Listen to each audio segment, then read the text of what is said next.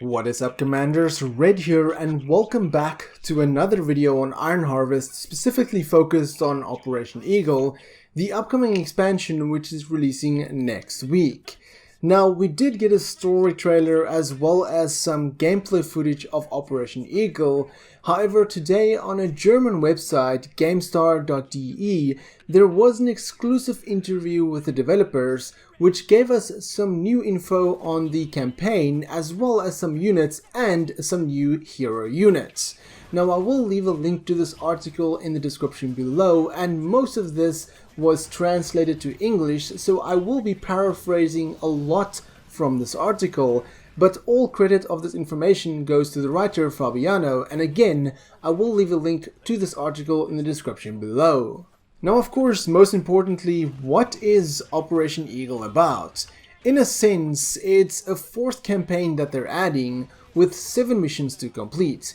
Usonia is the priority this time after the confrontation between Polania, Roosevelt and Saxony in the main game, and the Usonia will be focused on the United States.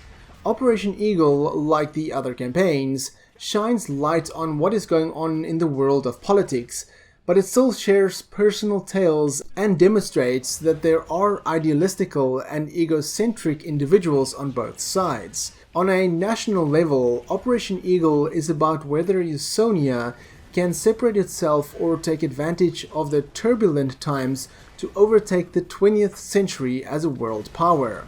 The exploitation of significant oil deposits in Alaska and Arabia in particular will be discussed. In this universe though, Alaska still belongs to Russia, while Arabia is ruled by Saxonia. As a result, they'll be concentrating on these groups. In the campaign, we will be following 3 separate characters. The protagonist is an American soldier named Mason, who is likely unconquered with world dominance goals at the detriment of smaller nations. In the meantime, he joins forces with the Arab king's sister, who leads a group of freedom fighters. Mason's ardent admiral is also expected to play a key role, as he believes that as a world police force, one must place oneself in a strong spot. But of course, the highlight of the expansion is the brand new airships. 6 new flight units are available, 3 of which are accessible to all sides, while the Americans continue to lead 3 separate airships into combat. However, one of them is a hero band, which you can find in the following segments. Both ships have one thing in common: they are sluggish and can't take a lot of punishment. They do it though by ignoring barriers. Some of these new units is a skybike, a kind of interceptor that stands out for its maneuverability and low cost of manufacture, built mostly for reconnaissance and destroying larger ships. The carrier, which is Usonia only, is a small helicopter drone that replaces one of Usonia's mech units and drops several bombs over an area before flying back. The Albacore, also a Usonia only unit, is a true all-purpose weapon with a hail of rockets that can damage both ground and air units, as well as cover large distances quickly with a dash. The Flying Gun is an airship that can cause great damage, especially to ground units and armored mechs. The Transporter is basically self-explanatory, as this airship offers space for several infantry units and can move them through the air and drop them off at another location. Usonia also gets his own hero unit. As with the other factions, a total of 3 pieces, some of which have quite unusual mechanics. Captain Mason is the protagonist and can march to the front in an exosuit, but is also allowed to leave the steel of armor, then the suit turns into a stationary gun that Mason can call to him. For example, you can carry Mason behind enemy lines in a transport ship, and then he calls the suit after him.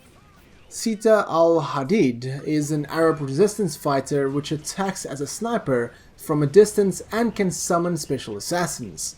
Above all, the assassins dismantle infantry in close combat at lightning speed. The leader can also call a hawk to track enemy units. The Admiral is the 3rd hero unit, and he only appears together with his huge battleship. He commands the largest airship in the American fleet and can cause devastating area damage with flamethrowers, which we've seen in a gameplay footage. There is also some special Usonia units which I want to talk about in this video. Firstly, the Usonia artillery.